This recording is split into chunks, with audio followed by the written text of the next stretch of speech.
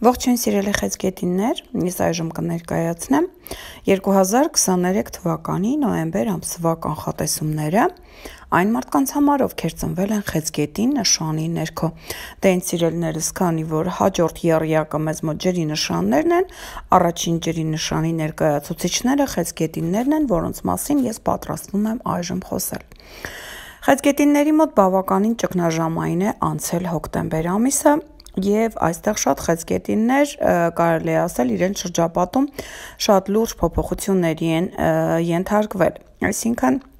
միգուցե նրանք իրենք են ձերբազատվել այն մարդկանցից, ովքեր նրանց խանգարում էին, միգուցե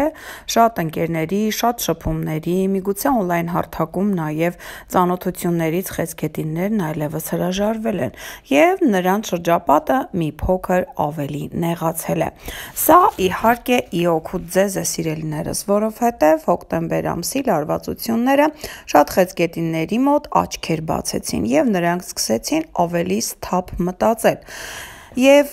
պետք չէ ունենալ շատ մեծ շրջապատ, պետք չէ ունենալ շատ մեծ շփումներ, եթե այդ շփումները իրականում խանգարում են ձեզ առաջ շարժվել և տանում են ձեր ամբողջ ժամանակը։ Այսինքն դուք պետք է կենտրոնանաք այն ամենի վրա, ինչը ձեզ համար շատ կարևոր է։ Իսկ նոյեմբեր ամիսը ձեզ համար այնքանով է կարևոր, որ այն ավելի շատ ձեր ուշադրությունը կենտրոնացնելու է այն ամենի վրա, ինչը դուք սիրում եք, այսինքն սա կլինի ձեր գործը, ձեր հոբին, ձեր ստեղծագործական աշխատանքը, ձեր երեխաները, ձեր սիրած էակը, տեսեք որքան լավ ամիս է սպասվում խեցգետիններին։ Սկսենք սկզբից, ամիսը սկսվում է մի փոքր լարված, նոյեմբերի 3-ից 4 ունենք փոքրիկ լարվածություն և այս ամենը կարող է տեղի ունենալ հենց երեխաների հետ կամ միգուցե սիրած էակի հետ։ Այստեղ հնարավոր է, որ դուք ինչ-որ թանկարժեք իրեք ցանկանում գնել, կամ ֆինանսները չեն հերիքում, կամ այստեղ ուզում եք ինչ-որ անակնկալ մատուցեք կողքի էակին և չեք կարողանում, և հնարավոր է, որ այստեղ ունենում եք ինչ-որ ներքին կոնֆլիկտ կամ միգուցե նաև փոքրիկ վիճաբանություն ձեր կողքի մարդկանց հետ այդ առումով։ Սակայն այս օրերին խորհուրդ կտամ նաև օնլայն հարթակից նույնպես գնումներ չկատարել։ Ամսի 8-ից Վեներա մոլորակը տեղափոխվում է ձեր տուն, ձեր 4-րդ ոլորտ։ Սիրելի խեցգետիններ, երբ Վեներան տանն է, սա նշանակում է, որ տանը շատ ջերմ մթնոլորտ է, բոլորը ուրախ են և երջանիկ։ Նշանակում է, տանը պետք է լինեն միջոցառումներ, տանը պետք է տիրի ուրախ տրամադրություն։ Երբ Վեներան հայտնվում է 4-րդ ոլորտում, մենք ակամայից ուզում ենք մեր տան համար ինչ-որ հաճելի գնումներ կատարել, ուզում ենք վերանորոգում սկսել, ուզում ենք գույք գնել, ուզում ենք մաքրություն կատարել, այսինքն Վեներան 4-րդ ոլորտում մեզ բերում է հարմարավետության զգացում։ Ամսի 10-ին Մերկուրի մոլորակը տեղափոխվում է ձեր 6-րդ ոլորտ։ Սիրելիներս, երբ Մերկուրին հայտնվում է 6-րդ ոլորտում, հատկապես այն խեցգետինները, ովքեր աշխատանք են փնտրում, ուրեմն այստեղ Մերկուրին բերում է ձեզ հենց այդ լուրը, որ դուք կարող եք գտնել ձեր ուզած աշխատանքը, կամ միգուցե ձեզ ծանոթացնում է այնպիսի մարդկանց հետ, որոնք կարող են ձեզ ապահովել,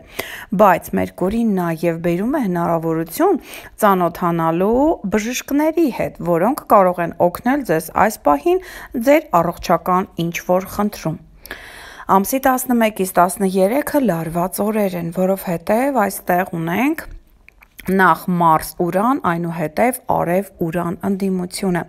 Այստեղ Մարսը և Արևը երկուսն էլ գտնվում են ձեր 5-րդ ոլորտում։ Սիրելիներս, խորհուրդ կտամ ամսի 11-ից 13-ը նախ առաջին հերթին շատ ուշադիր լինել ձեր անձի նկատմամբ, այնուհետև ձեր երեխաների առողջության նկատմամբ և ի վերջո կարելի է չճամփորդել այս օրերին, որովհետև Ուրան մոլորակը սիրում է վթարային իրավիճակներ առաջացնել։ Նաև Ուրան այս պահին, քանի որ ֆինանսական ոլորտում է, ծոլի նշանի ներքո է, նշանակում է այստեղ ֆինանսները նույնպես տուժելու են, եթե դուք ինչ-որ մեծ գնում իրականացնեք։ Ամսի 13-ին տեղի է ունենում նորալուսին ձեր 5-րդ ոլորտում։ Դե ինչ նորություններ են սպասվում առաջիկա 28 օրվա ընթացքում։ Ամսի 13-ից հետո խեցգետինների կյանքում նորություններ են սպասվում այստեղ։ Միգուցե նոր մարդու կհանդիպեք, որին կսիրահարվեք, միգուցե ձեր տանը երեխա կծնվի, կամ դուք իմանաք, որ դուք երեխա եք ունենալու, ունենալու,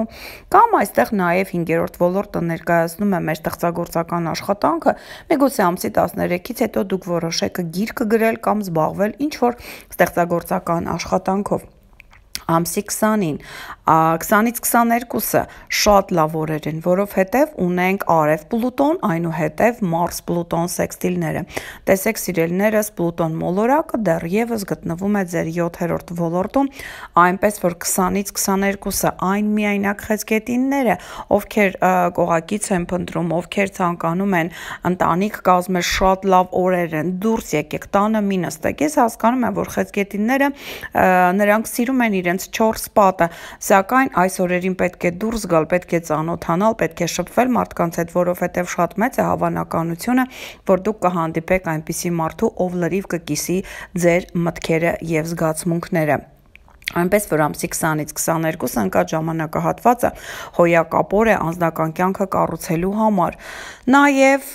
եթե կարող եք լավ ժամանակ անցկացրեք ձեր երեխաների հետ, կարող եք հնարավոր է որ այս օրերին նաև մասնակցեք ինչ-որ միջոցառումների։ Մի խոսքով շատ լավ ուրախ տրամադրություն է ձեզ սպասվում ամսի 20-ից 22-ը։ Սակայն դրա փոխարեն ամսի 23-ին ունենք լարված քառանկյուն։ Այս քառանկյունը տեղի է ունենում ձեր 6-րդ եւ 9-րդ ոլորտների միջև։ Այստեղ արդեն մի փոքր զգույշ պետք է լինել, որովհետև արևը արդեն գտնվում է ձեր 6-րդ առողջության ոլորտում եւ սիրելիները շատ ուշադիր ենք լինում առողջության նկատմամբ։ Այստեղ հնարավոր է, քանի որ Սատուրն մոլորակն է ներքաշված այս ասպեկտացիայի մեջ, այստեղ հնարավոր է ոսկրային համակարգի ատամների հետ կապված ինչ-որ խնդիր լինի, հոդացավեր լինեն։ Այսինքն ամսի 23-ին, եթե ունեք նման խնդիրներ, հնարավոր է այդ խնդիրները սրվեն եւ խորհուրդ կտամ բժշկի այցելել։ Եվ ամսի 27-ին տեղի է ունենում լիալուսին։ Իդեպ լիալուսինը շատ ուժգին է ազդելու խեցգետինների վրա, որովհետև խեցգետինները լուսնի երեխաներն են եւ նրանք շատ մեծ ուրեմն ազդեցության տակ են լուսնային փուլերից։ Իսկ այս լիալուսինը տեղի է ունենում այն գաղտնի փակ ոլորտում, որը ներկայացնում է 12-րդ ոլորտը։ Սիրելիներս, ամսի 27-ի լիալուսինը հնարավոր է որ բացահայտի ինչ որ մեկի գաղտնիքը ձեզ համար եւ դուք հնարավոր է որ դուք ակամայից իմանաք ինչ որ մեկի շատ խորը պահած գաղտնիքը, կամ հնարավոր է եթե դուք ունեք այդպիսի գաղտնիք, շատ զգույշ եղեք, որովհետև ամսի 27-ին հնարավոր է որ պարզեն, որ դուք ենթադրենք ինչ որ սիրային կապի մեջ եք մեկի հետ, կամ հնարավոր է ինչ որ միտեղ գումար ունեք հավաքած, այսինքն շատ ուշադիր եղեք։ Սակայն 12-րդ ոլորտը նաև ներկայացնում է հանգստյան տունը, հանգստյան գոտիները, հնարավոր է ամսի 27-ին ավարտվում է ձեր հանգիստը, որից հետո դուք պետք է անցնեք ամբողջական աշխատանքային գրաֆիկի։ Դե այն սիրելիներս, այսքանը նոյեմբեր ամսվա համար, կհանդիպենք հաջորդ հոլովակում։ Առայժմ